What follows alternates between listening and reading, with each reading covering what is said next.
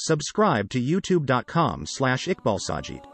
Used in everything from hypercars to muscle cars and SUVs, the V8 engine is arguably the most famous of all the engine configurations. What does the M4 Sherman tank, a Mercury speedboat, and a Ferrari 360 Modena have in common? A V8 engine. The V8 is synonymous with speed. It's the basic framework for the heart of so many of our favorite cars, no matter where our personal allegiance may lie. These days we're starting to see more and more manufacturers putting away their V8 designs and moving to smaller engines with turbos or other supplements to give them V8-style power without the fuel penalty that also comes with 8 thirsty cylinders. While the V8 will never truly die, it will certainly be more sparse in the decades to come.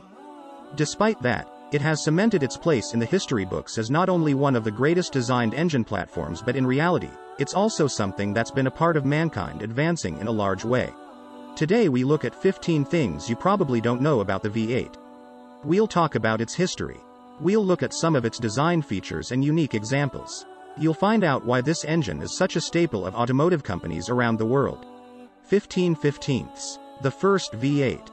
This airplane was the first time anyone built and then used a V8.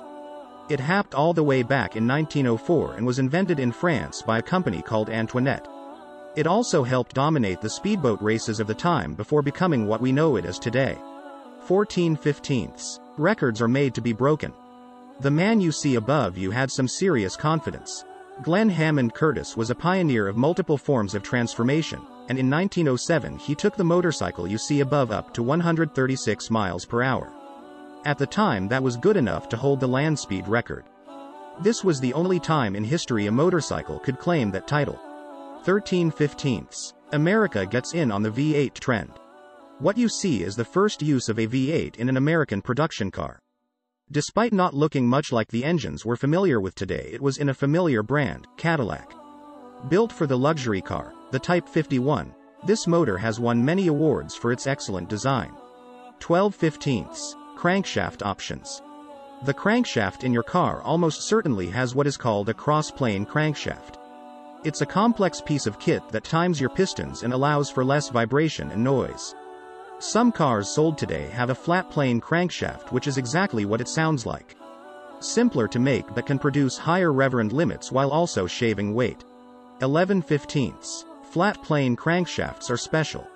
The flat plane does add vibration, but because it's symmetrical it can be created in one solid piece of metal.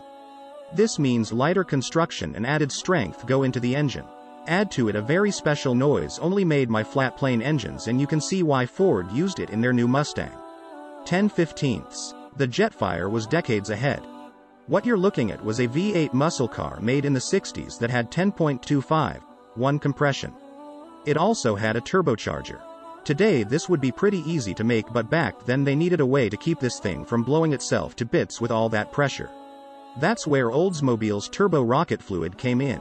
This was mostly water with some extra ingredients that helped to cool the cylinders between compression strokes, much in the same way that BMW does today.